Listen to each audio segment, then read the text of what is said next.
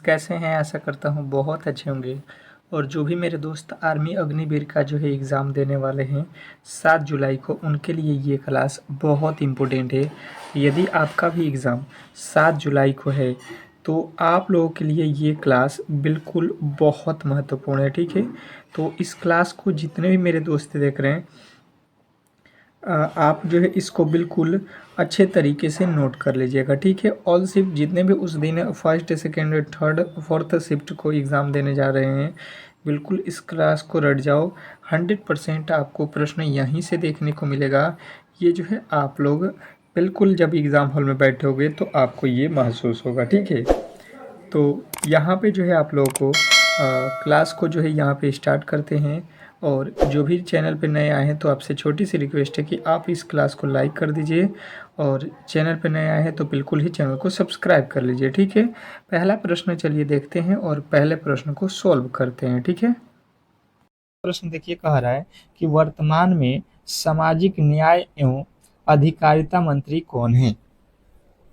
देखिए ये जो है आप लोगों के करेंट अफेयर का प्रश्न है, जीके का प्रश्न है। और जीके में आपको बिल्कुल ही 15 ठो प्रश्न आपको यहाँ पे जिस तरीके से कराऊंगा बिल्कुल ही आप याद कर लेना। 100% आपको आने वाला ये प्रश्न है। तो वर्तमान में सामाजिक न्याय एवं अधिकारिता मंत्री जो है आप लोगों से पूछा जाए तो बताना है डॉक्टर वीरेंद्र कुमार। डॉक्टर वीरेंद्र कुमार हैं, ऑप्शन नंबर ए।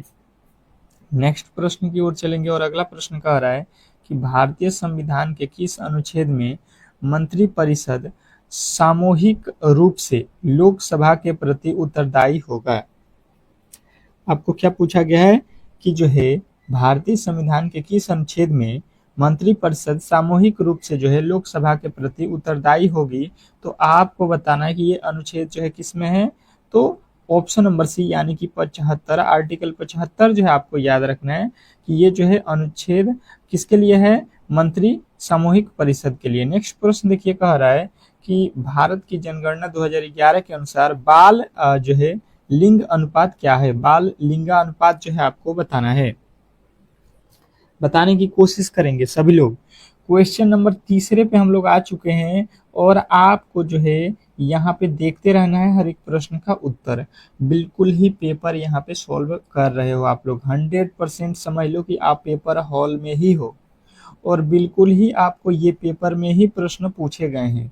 और वहां पे जब जाओगे आप लोगों को तो बिल्कुल एहसास नहीं होगा कि आप पेपर हॉल में बैठे हो या कहाँ पे। तो आप कोशिश करो यहाँ पे कि जैसे तीसरा प्रश्न है तो तीसरे का उत्तर क्या हो रहा है, ए हो रहा है कि बी हो रहा है कि सी हो रहा है कि डी हो रहा है, इस तरीके से आप करते रहो। इस तरीके से जो भी मेरे दोस्त तैयारी करेंगे वो बेहतर स्कोर कर पाएंगे एग्जाम हॉल में, ठीक है? चलिएगा, बताने की कोशिश करेंगे सभी लोग कि इस प्रश्न का जो है राइट उत्तर क्या होने वाला है। तो जिनका भी उत्तर आ रहा है यहाँ पे, जिनका भी उत्तर कितना आ रहा है, 919 बिल्कुल राइट उत्तर है। चलिएगा अगले प्रश्न की ओर चलेंगे और अगला प्रश्न आपके सामने है, बताने की कोशिश करेंगे सभी लोग। कह रहा है कि प्रधानमंत्री कुसुम योजना कब आरंभ हुआ था? क्या बताना है आपको? प्रधानमंत्री कुसुम योजना जो है कब जो है आरंभ हुआ था? तो आप लोगों के जितने भी मेरे दोस्त देख रहे हैं जिनका भी उत्तर आ रहा है कि मार्च जो है आपके 2019 बिल्कुल राइट उत्तर है, ऑप्शन नंबर सी। नेक्स्ट प्रश्न की ओर चलेंगे और अगला प्रश्न कह रहा है कि अन्नपूर्णा चोटी किस हिमालय क्षेत्र से संबंधित है? अन्नपूर्णा चोटी किस हिमालय क्षेत्र से संबंधित है, बताने की कोशिश करेंगे। बिल्कुल बिल्कुल, बहुत अच्छा, बहुत बेहतरीन। अच्छे से तैयारी कीजिए और 100% आपका निकलेगा। ये जो है आपका है नेपाल में, ठीक है? नेक्स्ट प्रश्न, अगला प्रश्न देखिए, कह रहा है कि फुगड़ी नृत्य किस त्योहार के जो है दौरान सामान्यतः किया जाता है? और आपसे एक बात बता दूं कि ये क्लास जो है आप लोग चाहते हैं इस क्लास का पीडीएफ लेना, ठीक है? तो इस क्लास का पीडीएफ जो है आपको फ्री में मिलेगा। और ये फ्री में कहाँ पे मिलेगा आपको मैं बता दूं कि ये जो है आप क्लास देख रहे हैं इसके जो है डिस्क्रिप्शन में एक लिंक दिया गया है, उस लिंक पे जाइए और उसको जो है आप ज्वाइन कर लीजिए, ठीक है? वहां पे जो है आप लोगों को बिल्कुल ही यहाँ पे आपको देखने को मिलेगा इस क्लास का जो है पीडीएफ, ठीक है। तो उस व्हाट्सएप ग्रुप को ज्वाइन कर लीजिए, वहाँ पे जो है आपके इस क्लास के पीडीएफ में आपको देने वाला हूँ, ठीक है। तो जिनका भी राइट उत्तर आ रहा है यहाँ पे गणेश चतुर्थी, उनका राइट उत्तर है, ठीक है। नेक्स्ट प्रश्न, अगला प्रश्न कह रहा है कि तक टोक उत्सव किस राज्य में मनाया जाता है? तकटुक उत्सव किस राज्य में मनाया जाता है, बताने की कोशिश करेंगे सभी लोग। सभी लोग बताएंगे कि 10वें नंबर प्रश्न का जो है राइट उत्तर क्या होने वाला है।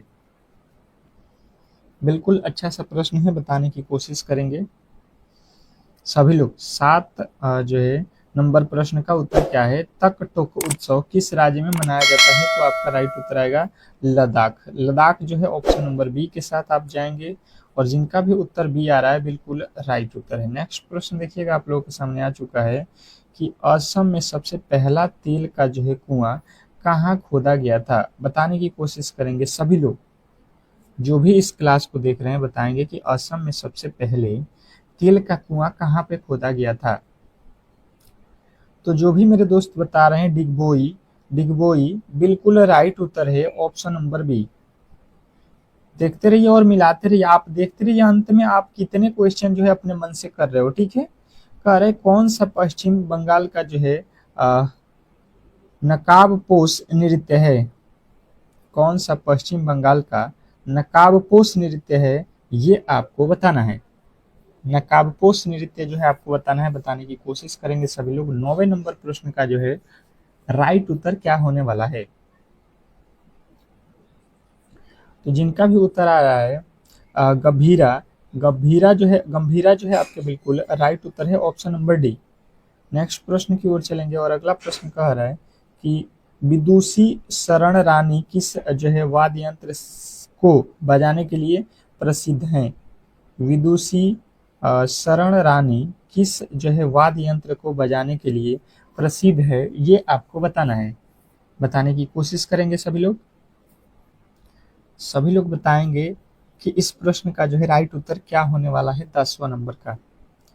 तो सरोद जो है आपके बिल्कुल राइट उत्तर है। विदुषी शरण रानी जो है किसको बजाती थी?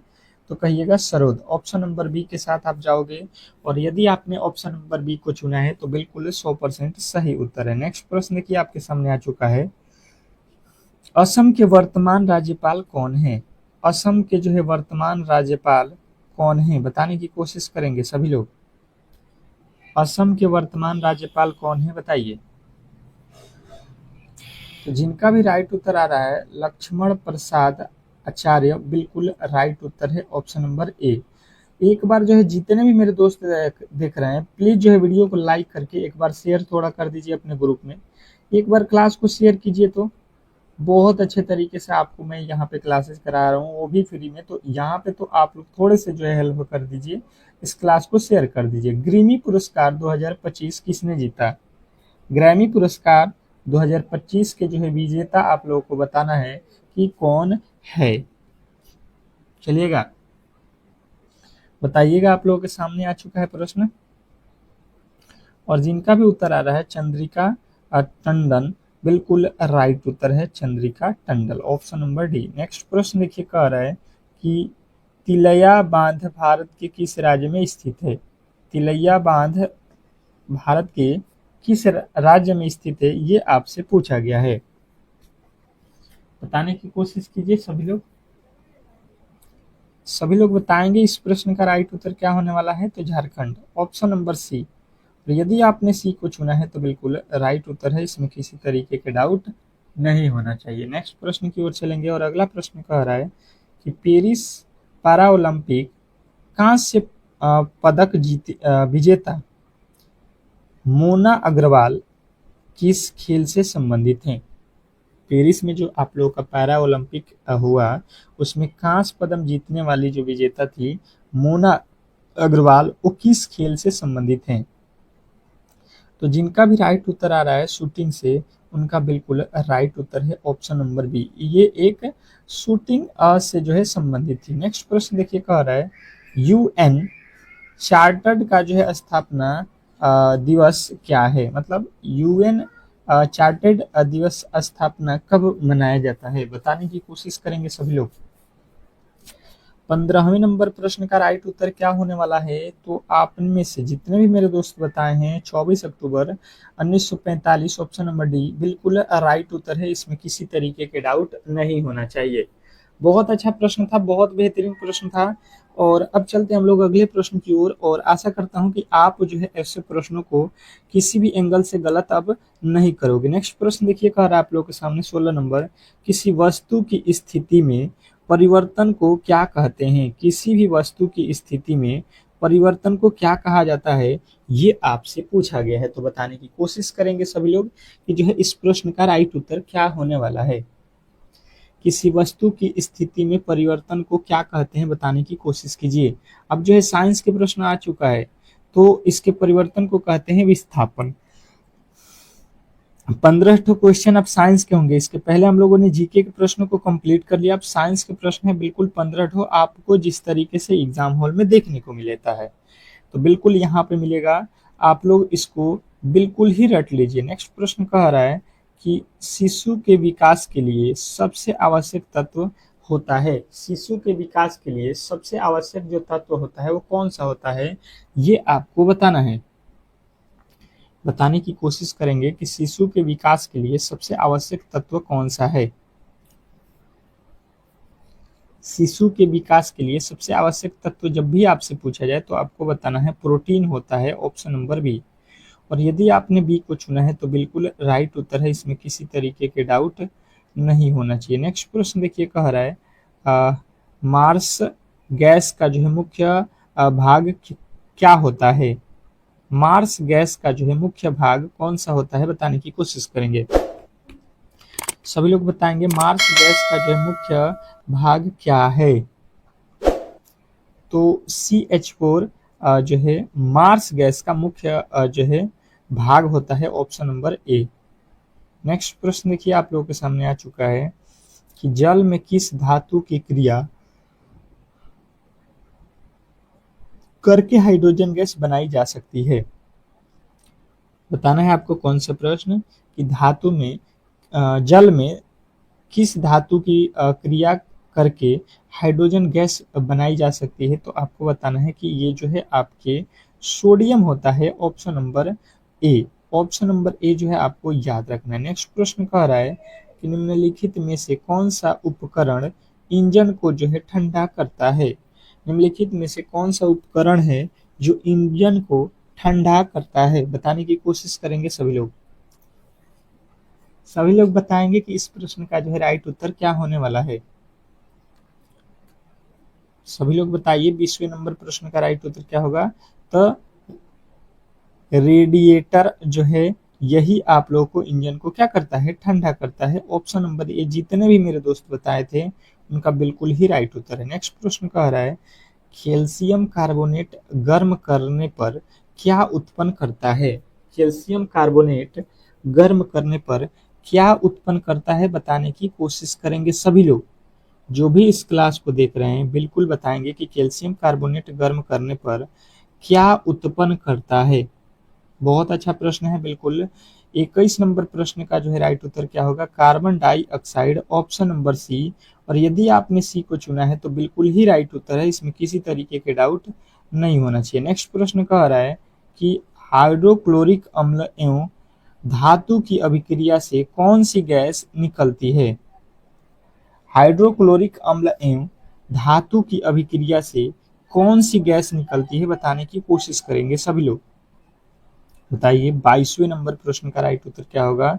ये निकलता है आपका हाइड्रोजन गैस, जो कि ऑप्शन नंबर ए में दिया गया है। तो आशा करता हूं कि ये प्रश्न भी आप बहुत अच्छे तरीके से समझ गए होंगे। अगला प्रश्न कह रहा है कि पानी में डाला हुआ सिक्का ऊपर उठा हुआ क्यों प्रतीत होता है। पानी में डाला हुआ सिक्का ऊपर की ओर क्यों प्रतीत होता है, बताने की कोशिश करेंगे। सभी लोग बताएंगे कि इस प्रश्न का जो है राइट उत्तर क्या होने वाला है। पानी में डाला हुआ सिक्का ऊपर उठा हुआ क्यों प्रतीत होता है, तो आपके राइट उत्तर बनेगा यहाँ पे प्रकाश का अपवर्तन के कारण। प्रकाश के अपवर्तन के कारण, ऑप्शन नंबर सी। नेक्स्ट प्रश्न देखिए आप लोगों के सामने आ चुका है। कह रहा है किस धातु को जीवन रक्षक धातु कहते हैं। किस धातु को जीवन रक्षक धातु कहा जाता है? बिल्कुल, बहुत अच्छा, बहुत बेहतरीन। तो जिनके भी राइट उत्तर हैं रेडियम, बिल्कुल राइट उत्तर है ऑप्शन नंबर बी। नेक्स्ट प्रश्न की ओर चलेंगे और अगला प्रश्न आपके सामने है। क्या कह रहा है आपका अगला प्रश्न कि आहार श्रृंखला की शुरुआत के लिए निम्न में से क्या अनिवार्य है? आहार श्रृंखला के शुरुआत के लिए निम्न में से क्या अनिवार्य है बताने की कोशिश करेंगे। तो जिनका भी उत्तर आ रहा है कि आहार श्रृंखला के लिए शुरुआत के लिए हरे पौधे आवश्यक होते हैं, तो बिल्कुल राइट उत्तर है ऑप्शन नंबर ए। नेक्स्ट प्रश्न देखिए आप लोगों के सामने आ चुका है कि निम्न में से कौन सा जो है अंतःस्रावित ग्रंथि नहीं है? निम्न में से कौन जो है अंतःस्रावित ग्रंथि नहीं है, ये आपको बताना है। बताने की कोशिश करेंगे कि निम्न में से कौन सा जो है अंतःस्रावित ग्रंथि नहीं है। तो जिनका भी राइट उत्तर यहाँ पे बन रहा है, जिनका भी राइट उत्तर बन रहा है pancreas, pancreas option number D बिल्कुल राइट उत्तर है। नेक्स्ट प्रश्न देखिए आप लोगों के सामने आ चुका है और अगला प्रश्न कह रहा है कि सफेद रक्त कणिका का मुख्य कार्य क्या है? सफेद रक्त कणिका का मुख्य कार्य क्या है? बताइए, सफेद रक्त कणिका का जो है मुख्य कार्य क्या है? तो आपका राइट उत्तर आएगा संक्रमण का जो है मुकबला। संक्रमण का जो है मुकबला आपको याद रखना है। नेक्स्ट प्रश्न देखिए आप लोगों के सामने आ चुका है। निम्न में से किसे शक्ति का जो है भंडार कहा जाता है? निम्न में से किसे जो है शक्ति का भंडार कहा जाता है? आपके जो है 28 नंबर प्रश्न का उत्तर बताइए। तो किसे भंडार कहा जाता है? माइटोकॉन्ड्रिया को ऑप्शन नंबर ए के साथ आपको जाना था। नेक्स्ट प्रश्न देखिएगा आप लोगों के सामने आ चुका है। कह रहा है कि दमा शरीर के किस भाग में जो है संबंधित रोग है? दमा जो है शरीर के किस भाग में जो है होता है, ये आपको बताना है। ये तो सभी लोगों को पता है कि जब दमा होता है तो आदमी क्या करता है, तो सांस लेने में उनको प्रॉब्लम होता है, यानी श्वसन तंत्र से संबंधित होता है। जैसे दमा होता है तो आदमी बार बार खांसता है, उसको सांस लेने में प्रॉब्लम होता है। अगला प्रश्न कह रहा है यदि एम्पिरिकल सूत्र CH2 है तो यौगिक क्या होगा? यदि एम्पिरिकल सूत्र जो है CH2 है तो इसका जो है तो यौगिक क्या होगा इसका, ये आपको बताना है। तो आपके राइट उत्तर आएगा एल्कीन होगा। इसका जो है सूत्र क्या हो जाएगा? एल्कीन हो जाएगा, एल्कीन का यौगिक हो जाएगा। प्रश्न आपके सामने है देखिएगा। अब जो है आप लोगों को बिल्कुल यहाँ पे जो है अगला जो है यहाँ पे सब्जेक्ट आ चुका मैथ, और मैथ के फिर से जो है 15 ठो प्रश्न आपके लिए बिल्कुल ही महत्वपूर्ण है और आप इन 15 में से 15 जो है करके दिखाइए। यहाँ पे बिल्कुल जो है इजी मैथ के प्रश्न होते हैं। यदि आपने नॉर्मल जो है पिछले जो क्लास आपने पढ़ा है 10th 11th 9th 10th, तो इसी में से जो है ये देता है बिल्कुल जो है सिंपल सा। तो जैसे मैंने देखा पहला जो है प्रश्न देखिए मैथ का आज का कि जो है 70 लीटर दूध और पानी के मिश्रण में 30% पानी होता दूध की मात्रा ज्ञात करें। अब चलिएगा बताने की कोशिश कीजिएगा सभी लोग कि इस प्रश्न का जो है राइट उत्तर क्या होने वाला है। बताइएगा इस प्रश्न का जो है राइट उत्तर क्या होने वाला है। देखिए आपके पास बोला जा रहा है 70 लीटर जो है दूध है, ठीक है। अब जो है यहाँ पे इसको मिलाया गया, इसमें क्या क्या है, तो एक तो है इसमें वाटर और एक है आपका मिल्क। इसने बोला कि मिश्रण में 30% क्या है, पानी है, वाटर है 30%, यहाँ पे लिख लो। और तो बचा हुआ क्या हो जाएगा आपका, देखिए टोटल परसेंटेज कितने का होता है, 100 का। यानी कि जब वाटर 30% है तो मिल्क उसमें आपके 70% होंगे। ये बिल्कुल ही आपको समझ में आना चाहिए, ठीक है। कह रहा है कि दूध की जो है मात्रा ज्ञात करें। तो मैंने देखा कि यहाँ पे टोटल दूध के मिश्रण कितना है, दूध और पानी का 70, उसमें से केवल हमको मिल्क निकालना है। तो देख लो मिल्क कितना है 70%, तो 70% निकाल दो 70 का, 70/100 हो जाएगा। यहाँ से 1 जीरो से 1 जीरो कट जाएगा, 7 सते 49 लीटर उसमें दूध है। क्या है, 49 लीटर उसमें दूध की मात्रा है। ऑप्शन नंबर सी जो है इस प्रश्न का 100% राइट उत्तर है। इसमें किसी तरीके के डाउट नहीं होना चाहिए। नेक्स्ट प्रश्न की ओर चलेंगे और अगला प्रश्न आपके सामने है। कह रहा है आपका अगला प्रश्न कि एक बैग में 160 हरी और जो है लाल गेंद हैं। कुल गेंदों में से 40% गेंदें हरी हैं, तो लाल गेंदों की संख्या ज्ञात कीजिए। अब जो है 10 सेकंड का समय है। बिल्कुल मैथ और रीजनिंग के जब भी क्लास आप करो तो कभी भी आपको यहाँ पे ये नहीं करना है कि आप जो है केवल वीडियो को देखो। कभी भी आप जो है मैथ और रीजनिंग के प्रश्नों को ज़्यादा से ज़्यादा सॉल्व करोगे तो ही जो है आप एग्जाम हॉल में ऐसे प्रश्नों को सॉल्व करके आओगे, अन्यथा फिर जो है आप एग्जाम हॉल में प्रॉब्लम में पड़ जाओगे। ठीक है, ये याद करने वाला सब्जेक्ट नहीं होता, इसको ज़्यादा से ज़्यादा सॉल्व करो। जैसे मैंने देखा टोटल गेंद कितना है मेरे पास 160 है। ठीक है, इसमें से दो तरीके का गेंद है, एक तो है हमारा जो है ग्रीन और एक जो है हमारे पास रेड, दो कलर के गेंद हैं। इसमें बोल रहा है कि इसमें से 40% तो हरा है। हरा यानी कि ग्रीन जो है हमारे पास कितना परसेंट गेंद है, 40%। तो बचा हुआ बात आपको बिल्कुल मैंने अभी बताया कि 40% जब ग्रीन हो गया तो बचा हुआ यानी कितना गेंद होगा, 60%। 60% कौन सा गेंद होगा, रेड हो जाएगा। 60% रेड, बिल्कुल आप कहोगे हाँ जी 60% हो जाएगा। तो अब 160 लिखा हुआ है, इसका 60% हमें बताना है क्योंकि ये बोला है लाल गेंदों की संख्या। तो लाल गेंद देखो 60% है, तो 60% का वैल्यू निकाल दो। 10 से 10, 10 से 10, 16 छक्का 96। यहाँ पे आप कहोगे जो रेड गेंद है ये जो है 96 ठो है, ऑप्शन नंबर बी। और बी यदि आपने बताया है, बी यदि आपने बताया है तो बिल्कुल बहुत अच्छा, बहुत बेहतरीन। नेक्स्ट प्रश्न देखिएगा आप लोगों के सामने आ चुका है। साधारण ब्याज आपको दिया गया है 650 रुपया, मूलधन जो है दिया है 1300 रुपया, और आपसे कह रहा है कि समय जो है 10 वर्ष का है, तो कितने परसेंट जो है पर उधार दिया गया था, कितने रेट पर जो है उस जो है किसी व्यक्ति को ये दिया गया था। चलिएगा, रेट पता करना है यहाँ पे, और बिल्कुल ही आपको साधारण ब्याज के फॉर्मूला मालूम है तो इस प्रश्न को सॉल्व कर सकते हैं। ठीक है, सॉल्व करने की कोशिश कीजिए। जो भी इस क्लास को देख रहे हैं प्रश्न को आप बिल्कुल ही सॉल्व करने में लग जाओ। मैंने यहाँ पे देखा तो साधारण ब्याज बराबर क्या होता है, साधारण ब्याज कितना दिया है इसको लिख लो यहाँ पे 650, और होता है सूत्र कितना, साधारण ब्याज बराबर मूलधन, मूलधन गुणे समय गुणे दर, दर तो नहीं दिया है उसको छोड़ देंगे, बट्टा 100 होता है। अब इसी को सॉल्व कर लो, ये 2 जीरो से ये 2 जीरो कट जाएगा। ठीक है, ये 1 जीरो से ये 1 जीरो कट जाएगा, 13 के पहाड़े में 13 पच्चे 65, इधर बचा 5 और इधर बचेगा आपका आर। आर मतलब है रेट जो है आपका, तो कितने परसेंट पर दिया गया है, आप कहोगे कि ये जो है 5% पर हम लोगों ने पैसा किसी को दिया था 10 वर्षों के लिए, जिसका ब्याज जो है उसने हमें दिया कितना, तो उसने जो है 650 रुपया ब्याज के तौर पे दिया था। नेक्स्ट प्रश्न देखिएगा आप लोगों के सामने आ चुका है।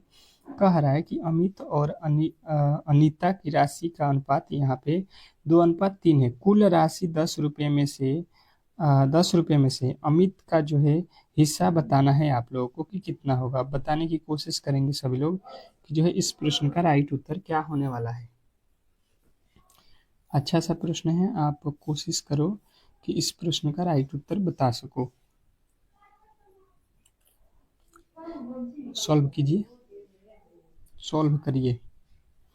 देखिए हुआ क्या है, यहाँ पे आपके पास एक है अमित, एक है अनीता। यहाँ पे कह रहा है इनके पास 2 और 3 के अनुपात में राशि है। ठीक है, कह रहा है कुल राशि 10 रुपये है, तो अमित का हिस्सा, मैंने यहाँ पे देखा कि ये अनुपात में है तो इसके पीछे एक्स वाई लगा लो, और इन दोनों को जोड़ोगे तो टोटल रुपया हमें कितना मिलेगा, 10। हमने इन दोनों का जोड़ा तो ये कितना हो जाएगा, 2 3 5, एक्स बराबर 10। तो यहाँ से एक्स का वैल्यू कितना हो जाएगा, एक्स बराबर 5 दूना का 10 2। इसने बोला है किसका हिस्सा, अमित का। अमित देख लो यहाँ पे है, अमित मतलब कितना, 2x, तो 2 गुणे एक्स का वैल्यू 2 है, तो 2 दूना का 4 जो है रुपया इसमें आप लोगों को बताना है अमित का है। तो ऑप्शन नंबर ए में दिया गया था। अगर उसने पूछा होता अनीता का तो आप 3x से गुणा करते क्योंकि अनीता का हिस्सा 3x है। ठीक है, नेक्स्ट प्रश्न, अगले प्रश्न की ओर चलेंगे, और अगला प्रश्न आपके सामने है। कह रहा है यहाँ पे कि 2 लड़के किसी कार्य को 3 दिनों में कर सकते हैं, तो एक लड़का अकेले कितने दिनों में करेगा, ये आपको बताना है। अब बिल्कुल ही लॉजिकली आप इस प्रश्न को समझ सकते हैं, बहुत सिंपल सा प्रश्न है। इस प्रश्न को सॉल्व करिए, इस प्रश्न को सॉल्व करिए। 10 सेकेंड का समय है आप लोगों के पास। और ये 10 सेकंड बहुत महत्वपूर्ण होंगे आपके एग्जाम के लिए, बहुत ज़्यादा महत्वपूर्ण। बताने की कोशिश कीजिए, बताने की कोशिश करेंगे कि इस प्रश्न का जो है राइट उत्तर क्या होने वाला है।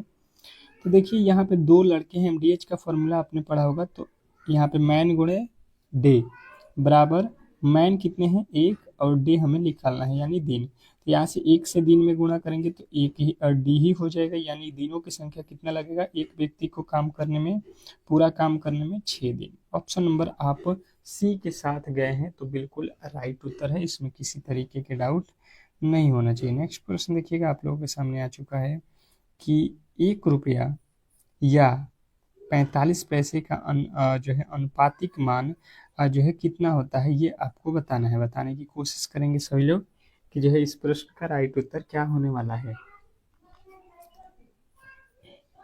चलिएगा, 1 रुपया और 45 पैसा का जो है समानुपातिक जो है मान आपसे पूछ रहा है, तो बताइए।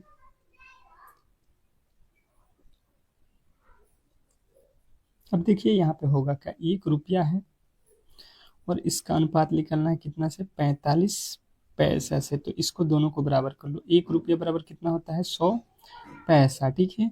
और यहाँ पे 45 पैसा दिया है, दोनों बराबर हो गया। इसको काट दो 5 के पहाड़ में, 20 25 100, और 5 के पहाड़ में 9th मंथ में, तो यहाँ पे हो जाएगा 20 और अनुपात 9। 20 अनुपात 9 में जो है आपको इसको ऑप्शन नंबर ए में दिया गया है। तो ए जो है इस प्रश्न का 100% सही उत्तर है, इसमें किसी तरीके के डाउट नहीं होना चाहिए। नेक्स्ट प्रश्न की ओर चलेंगे, और अगला प्रश्न कह रहा है कि एक वस्तु को 900 रुपये में खरीदा गया और 9% लाभ पर बेच दिया गया, तो वस्तु का जो है विक्रय मूल्य आपसे पूछा गया है। बिल्कुल क्रय मूल्य और विक्रय मूल्य यानी लाभ और हानि के प्रश्न है, और आपके एग्जाम हॉल में 2 प्रश्न ऐसा देने वाला है। लाभ और हानि के 2 प्रश्न पूछेगा आपके एग्जाम हॉल में मेरे दोस्त। बिल्कुल ही अच्छे तरीके से ये चैप्टर आपको कंफर्म होना चाहिए। बताने की कोशिश कीजिए सभी लोग कि इस प्रश्न का जो है राइट उत्तर क्या होने वाला है। समझिएगा, वस्तु को इतना रुपये में खरीदा गया, क्रय मूल्य आपके सामने है 900 रुपया, उसको 9% के लाभ पर जो है बेच दिया गया। तो देखिए 900 का है, मान लेते हैं कि वो वस्तु 100 रुपया का है, ठीक है। परसेंटेज में 100 है, तो इस पे जब भी लाभ होगा तो आप इसमें जोड़ लेना, यानी कि वो वस्तु 109 का हो जाएगा आप बेचोगे तो, जब 9 का लाभ कमाओगे तो। अगर हानि होता अगर 9 का, तो आप 100 से 9 घटा के लिखते, ठीक है। यहाँ पे 9 का लाभ हुआ है तो 100 में 9 जोड़ देना। अब ये 2 जीरो से 2 जीरो काट देना, 9 9 81, यहाँ पे 8, 9 1 में 9, 981 रुपये जो है आपके बिल्कुल राइट उत्तर ऑप्शन नंबर बी। और यदि आपने बी को चुना है, यदि आपने बी को चुना है तो बिल्कुल ही राइट उत्तर है, इसमें किसी तरीके के डाउट नहीं होना चाहिए। नेक्स्ट प्रश्न देखिए, कह रहा है कि प्रथम 4 समप्राकृत संख्याओं का औसत ज्ञात करें। प्रथम प्रथम जो है आपको बताना है 4 समप्राकृत संख्याओं का औसत क्या होता है। बताने की कोशिश करेंगे सभी लोग कि इस प्रश्न का जो है राइट उत्तर क्या होने वाला है। बहुत अच्छा प्रश्न है, बिल्कुल बिल्कुल बहुत इम्पोर्टेंट, बहुत लाजवाब।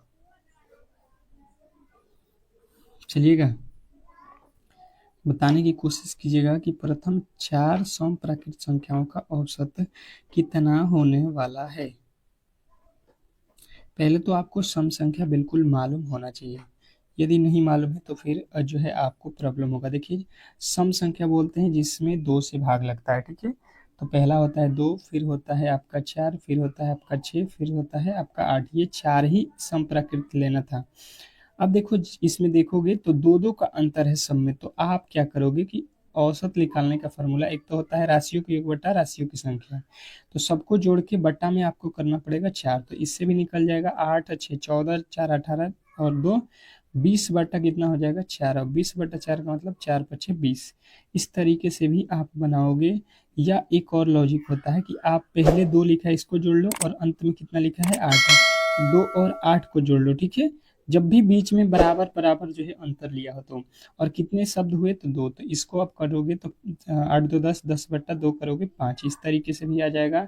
तो आपको जो भी लॉजिक जो है आसान लगे उससे आप इसको सॉल्व कर लेना। नेक्स्ट प्रश्न देखिएगा, कह रहा है कि एक आयत की लंबाई 30 सेमी और जो है चौड़ाई 20 सेमी है, तो आयत का जो है परिमाप आपको बताना है। बताने की कोशिश करेंगे सभी लोग कि जो है इस प्रश्न का राइट उत्तर क्या होने वाला है। बताएंगे। आपका जो है अगला प्रश्न आपके सामने है और इस प्रश्न का जो है राइट उत्तर आपके अकॉर्डिंग क्या होने वाला है। बिल्कुल सिंपल सा प्रश्न है मेरे दोस्त, और इजीली आप ऐसे प्रश्नों को सॉल्व कर सकते हो। तो देखिए यहाँ पे हुआ क्या है, एक आयत की लंबाई दिया है, चौड़ाई दिया है, तो परिमाप पूछा है। तो परिमाप बराबर क्या होता है, परिमाप का फॉर्मूला आपने पढ़ा होगा, याद किया होगा, मैंने क्लास में आपको बताया भी है कि आप बिल्कुल ही फॉर्मूला याद रखो। आयत का परिमाप होता है 2 इंटू एल प्लस बी। तो यहाँ पे रखना 2, एल का मतलब होता है लंबाई, कितना दिया है आपका 30 और चौड़ाई दिया है 20। तो 20 और 30 को जोड़ लेना, कितना हो जाएगा 2 गुणे कितना हो जाएगा 10 और 20 जोड़ना है तो आपको हो जाएगा 50। 20 और 30 50 हो गया, 50 में 2 से गुणा करोगे 100। इसका जो है आयत कितना हो जाएगा 100 सेमी का हो जाएगा, जो कि ऑप्शन नंबर डी में दिया गया है। तो आशा करता हूं कि ये प्रश्न आपको बहुत अच्छे तरीके से समझ में आ गया होगा और ऐसे प्रश्नों को किसी भी एंगल से आप लोग गलत नहीं कर सकते हैं। नेक्स्ट प्रश्न की ओर चलेंगे और अगला प्रश्न देखिए आपके सामने आ चुका है। कह रहा है आपका अगला प्रश्न कि 504 और 5/4 और 2/3 का जो है योग कितना होने वाला है, बताने की कोशिश करेंगे सभी लोग। सभी लोग बताएंगे इस प्रश्न का जो है राइट उत्तर क्या होने वाला है। तो देखिए ये तो सिंपल सा प्रश्न है। 5/4 प्लस 2/3 और बट्टा का जो है जोड़ आपको आता है 3 और 4 का लॉसा ले लो। 4 के पहाड़ में 12, 3 मर्त में, तो 3 पचे 15 और 3 के पहाड़ में 12, 4 मर्त में, 4 दूना का 8। 12 8 कितना 15 8 कितना होता है 23। 23/12 देख लो कहाँ पे है, ऑप्शन नंबर बी जो है इस प्रश्न का राइट उत्तर है। नेक्स्ट प्रश्न देखिएगा आप लोगों के सामने आ चुका है। यहाँ पे कह रहा है आपका अगला प्रश्न कि x अनुपात जो है आपका y यहाँ पे दिया है, तो y अनुपात x का मान आपको बताना। ये तो बहुत सिंपल प्रश्न है यार, और इसको नहीं सॉल्व करोगे तो किसको सॉल्व करेगा बताओ। ऐसे ऐसे प्रश्न आपके एग्जाम हॉल में पूछे जाएंगे, ठीक है। देखिए x अनुपात y दिया है 2/3। हमसे क्या पूछ रहा है, y अनुपात x। हमने देखा कि यहाँ पे x का वैल्यू कितना दिया है 3, तो 3 रख देंगे, और y का वैल्यू कितना दिया है 2, तो 2 यहाँ पे रख देंगे, तो 3/2 बन रहा है। 3/2 आपके ऑप्शन नंबर सी में दिया गया है, तो सी जो है इस प्रश्न का राइट उत्तर हो जाएगा। नेक्स्ट प्रश्न देखिए कह रहा है यहाँ पे, क्या कह रहा है कि 18 से 20% अधिक है। 18 से 20% अधिक है, आपको यहाँ पे बताना है कि कितना होगा। 18 से 20% अधिक है, तो इसका मान जो है निकालो। अब बताओगे इस प्रश्न का जो है राइट उत्तर क्या होने वाला है। क्या होने वाला है इसका राइट उत्तर बताने की कोशिश कीजिए सभी लोग। मैंने अभी इस तरीके का प्रश्न आपको बताया था। तो देखिए इसमें क्या होगा कि यहाँ पे तो दिया है 18, ठीक है, और यहाँ पे कह रहा है इससे 20% अधिक करना है, ठीक है। तो आप इसमें क्या करो कि यहाँ पे जो है आपको क्या करना पड़ेगा, 18 का जो है 20% निकाल के जोड़ देना पड़ेगा, ठीक है। 20% अधिक करना है 18 से 9, तो आप डायरेक्ट भी यहाँ से कर सकते हैं। जैसे यहाँ पे 18 दिया है और इसका 20% हमको अधिक करना, मतलब जैसे मैंने मान लिया कि पूरे 100% होता है और 20% अधिक करेंगे 100 से, तो 120 हो जाएगा। अब इसी को सॉल्व करेंगे, 1 0 से 1 0 कट जाएगा, और यहाँ पे कितना हो जाएगा, 2 के पहाड़ में 5 मर्त में, 2 के पहाड़ में 6 मर्त में, 18 छः का कितना होता है 108/5। ये कितना हो जाएगा, और ये कितना हो जाएगा, ये हो जाएगा 5 दूना का 10, ये हो जाएगा 1, और यहाँ पे आ जाएगा आपका कितना, यहाँ पे कितना आ जाएगा आपका, यहाँ पे आपका आएगा, यहाँ पे 8 बचे, 8 एकम में 1, 8 एकम में 8, और फिर 3 6। यहाँ पे तो 21 आ रहा है, 21 आपके है ये नहीं है, ठीक है।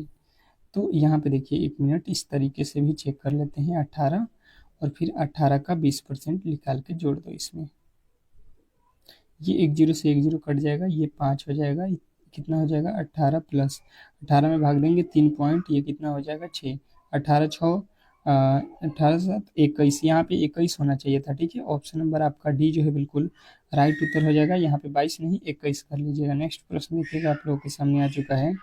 5 संख्याओं का औसत 12 है, 4 संख्याओं का औसत 50 है, तो पांचवी संख्या बताने की कोशिश करेंगे। चलिएगा बताने की कोशिश करेंगे सभी लोग। तो मैंने यहाँ पे देखा कि 5 संख्याएं हैं, इसका औसत कितना दिया है 12, तो 5 में 12 से गुणा करेंगे, 12 पच्चे 60। 4 संख्याओं का योग दिया है, 4 संख्या जो है इसका योग इसने सीधा ही दे दिया है, औसत ने योग ही दिया है। और ये 5 संख्याओं का योग मैंने निकाल दिया, तो यहाँ से माइनस कर लेंगे तो 60 में से 50 जाएगा, जो एक संख्या है पांचवा उसका वैल्यू हो जाएगा 10। Option number A. नेक्स्ट प्रश्न देखिएगा आप लोगों के सामने आ चुका है कि आयत का क्षेत्रफल यहाँ पे दिया है जो है 420, लंबाई दिया है 21 सेमी, तो चौड़ाई जो है हम लोगों से पूछा जा रहा है कि चौड़ाई कितना होने वाला है।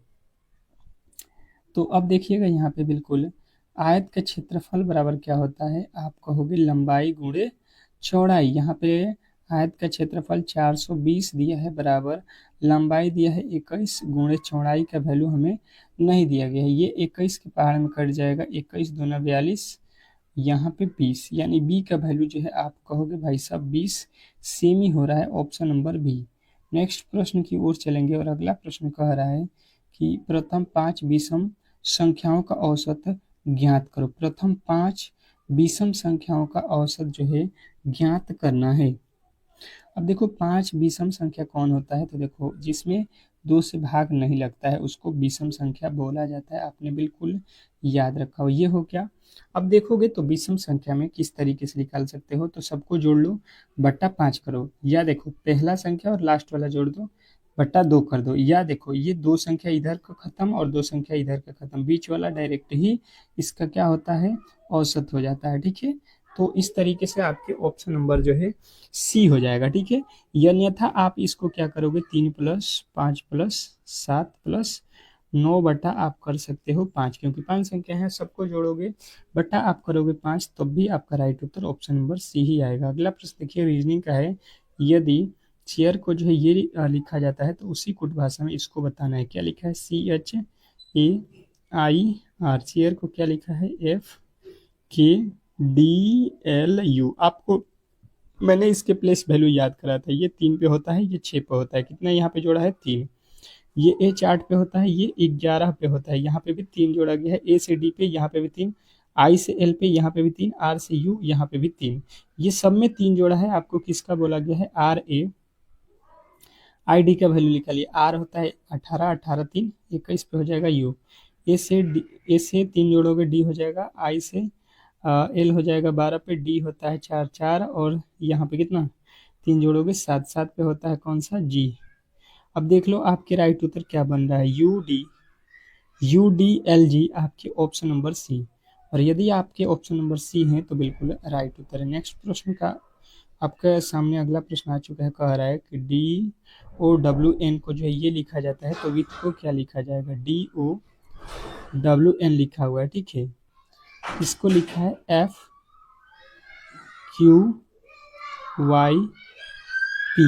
तो अब जो है यहाँ पे आपको बताना है कि जो है विथ को कैसे लिखा जाएगा। विथ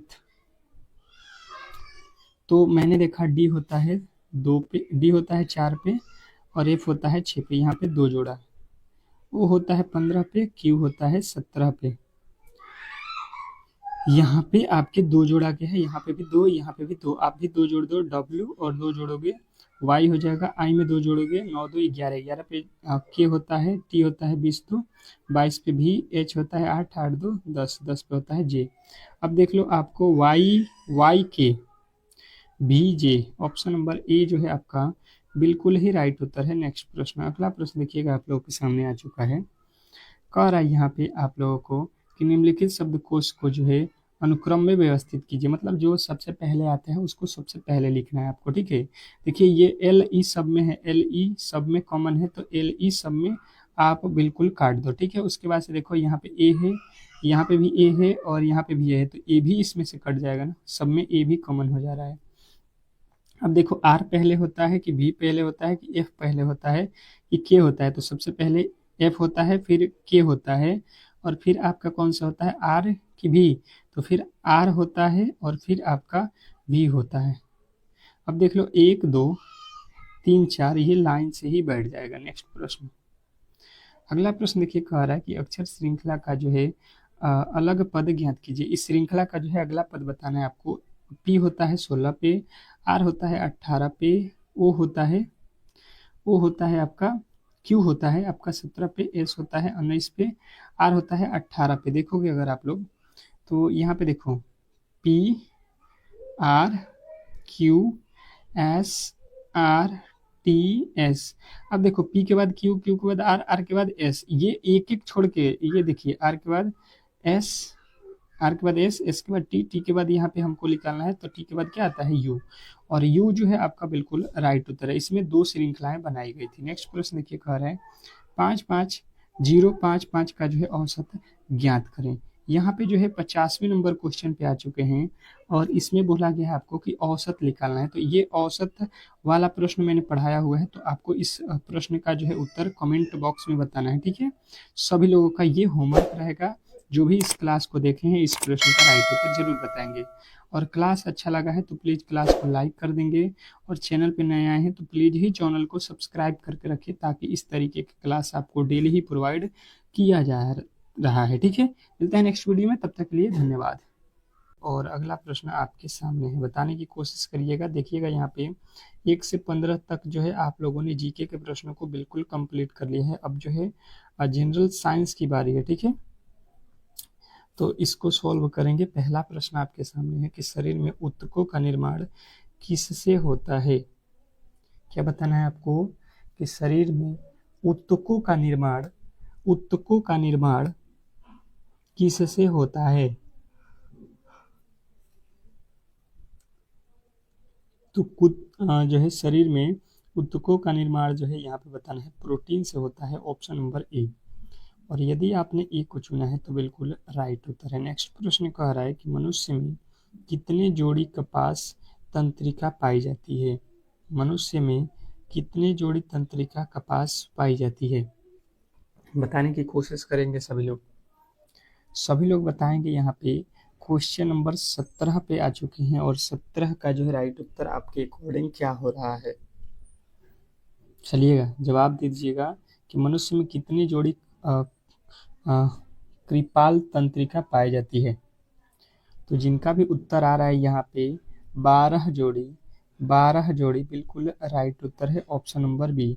और यदि आपने बी को चुना है तो बिल्कुल राइट उत्तर है। नेक्स्ट प्रश्न कह रहा है कि मानव शरीर के किस अंग में लसिका कोशिकाएं बनती है। मानव शरीर की किस अंग में लसिका कोशिका बनती है, बताइएगा कि मानव शरीर में किस अंग में लसिका कोशिका बनती है। बिल्कुल ही बहुत अच्छा प्रश्न है, 18 नंबर पे आ चुके हैं।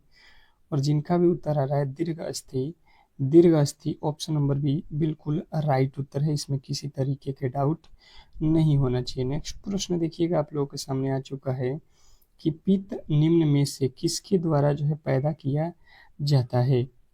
पित्त निम्न में से किसके द्वारा पैदा किया जाता है, ये आपको बताना है। बताने की कोशिश करेंगे सभी लोग कि जो है पित्त निम्न में से किसके द्वारा जो है पैदा किया जाता है। वेरी वेरी इंपॉर्टेंट प्रश्न है। और जिनका भी यहाँ पे उत्तर आ रहा है यहाँ पे यकृत, उनका जो है बिल्कुल राइट उत्तर है, ऑप्शन नंबर ए। अब नेक्स्ट प्रश्न की ओर चलेंगे और अगला प्रश्न कह रहा है ये ह्यूमरस अस्थि कहाँ पाई जाती है। ह्यूमरस अस्थि कहाँ पाई जाती है, बताइएगा ह्यूमरस अस्थि कहाँ पाई जाती है। तो यहाँ पे जिनका भी उत्तर आ रहा है ऊपरी भुजा, बिल्कुल राइट उत्तर है, ऑप्शन नंबर सी ऊपरी भुजा। नेक्स्ट प्रश्न की ओर चलेंगे और अगला प्रश्न कह रहा है कि मार्स गैस का जो है दूसरा नाम क्या है। मार्स गैस का जो है दूसरा नाम क्या है, बताइएगा यहाँ पे कि मार्स गैस का जो है दूसरा नाम क्या होने वाला है। बिल्कुल बहुत अच्छा सा प्रश्न आपके सामने है, मार्स गैस। तो जिनका भी उत्तर आ रहा है मीथेन, बिल्कुल ही राइट उत्तर हो जाएगा, ऑप्शन नंबर ए। और यदि आपने ए को चुना है तो बिल्कुल राइट उत्तर है। नेक्स्ट प्रश्न, अगला प्रश्न देखिए कह रहा है कि हैलोजन की बाहरी कक्षा में कितने इलेक्ट्रॉन होते हैं? हैलोजन की बाहरी कक्षा में कितने इलेक्ट्रॉन होते हैं बताने की कोशिश करेंगे। सभी लोग बताएंगे हैलोजन की बाहरी कक्षा में कितने इलेक्ट्रॉन होते हैं। तो 22 नंबर का उत्तर जिनका भी आ रहा है यहाँ पे 7 इलेक्ट्रॉन, बिल्कुल ही उत्तर राइट है। हैलोजन में कितने होते हैं बाहरी कक्ष में इलेक्ट्रॉन? 7। अगला प्रश्न कह रहा है कि सभी एसिड धातुओं से अभिक्रिया कर कौन सा गैस उत्पन्न करते हैं, ये आपको बताना है। सभी एसिड धातुओं से अभिक्रिया कर कौन सा गैस बनाते हैं, तो आपको बताना है हाइड्रोजन गैस बनाते हैं, ऑप्शन नंबर सी। और यदि आपने सी को चुना है तो बिल्कुल राइट उत्तर है। नेक्स्ट प्रश्न की ओर चलेंगे और अगला प्रश्न कह रहा है कि शुद्ध जल का पीएच मान कितना होता है? शुद्ध जल का जो है पीएच मान कितना होता है, बताइएगा। सभी लोग बताएंगे शुद्ध जल का पीएच मान कितना होता है। बहुत अच्छा प्रश्न है और बिल्कुल ही आप ऐसे प्रश्नों को मिस नहीं कर सकते हैं। तो शुद्ध जल का पीएच मान आपको याद रखना है, 7 होता है, ऑप्शन नंबर बी। और यदि आपने बी को चुना है तो बिल्कुल राइट उत्तर है। नेक्स्ट प्रश्न देखिएगा, आप लोगों के सामने आ चुका है कि धातु ऑक्साइड का जो है स्वरूप होता है। धातु ऑक्साइड के स्वरूप होता है, क्या होता है आपको ये बताना है। बताने की कोशिश करेंगे सभी लोग कि धातु ऑक्साइड का स्वरूप होता है। तो ये जो है आपको बताना है क्षारीय होता है, ऑप्शन नंबर डी। और यदि आपने डी को चुना है तो बिल्कुल राइट उत्तर है। नेक्स्ट प्रश्न देखिएगा, आप लोगों के सामने आ चुका है। 1 वोल्ट कितने के बराबर होता है? 1 वोल्ट कितने के बराबर होता है, ये आपको बताना है। बताइएगा कि 1 वोल्ट कितने के बराबर होता है। तो जिनका भी उत्तर आ रहा है 1 न्यूटन प्रति कूलम्ब, बिल्कुल राइट उत्तर है। नेक्स्ट प्रश्न कह रहा है कि चुंबकीय फ्लक्स का जो है एसआई मात्रक क्या होता है? चुंबकीय फ्लक्स जो है उसका एसआई यूनिट क्या होता है, बताइएगा। चुंबकीय फ्लक्स का जो है एसआई यूनिट क्या होता है? तो यहाँ पे जो है आप लोगों को याद रखना है कि ये होता है आपका कौन सा, तो वेबर होता है। चुंबकीय फ्लक्स का जो है एसआई मात्रक आपको याद रखना है, क्या होता है? Weber, option number A. Next प्रश्न की ओर चलेंगे और अगला प्रश्न देखिएगा आपके सामने आ चुका है। कह रहा है यहाँ पे कि सूर्य द्वारा उत्सर्जित प्रकाश का रंग कैसा होता है? सूर्य द्वारा उत्सर्जित प्रकाश का जो है रंग कैसा होता है, बताएंगे आप लोग कि सूर्य द्वारा जो है उत्सर्जित प्रकाश का रंग कैसा होता है। तो जिनका भी यहाँ पे उत्तर आ रहा है सफेद, बिल्कुल राइट उत्तर है। नेक्स्ट प्रश्न देखिएगा, आप लोगों के सामने आ चुका है कि शीत ऋतु के दिन में हम मौसम किस प्रकार का जो है होना ज़्यादा ठंड महसूस करते हैं?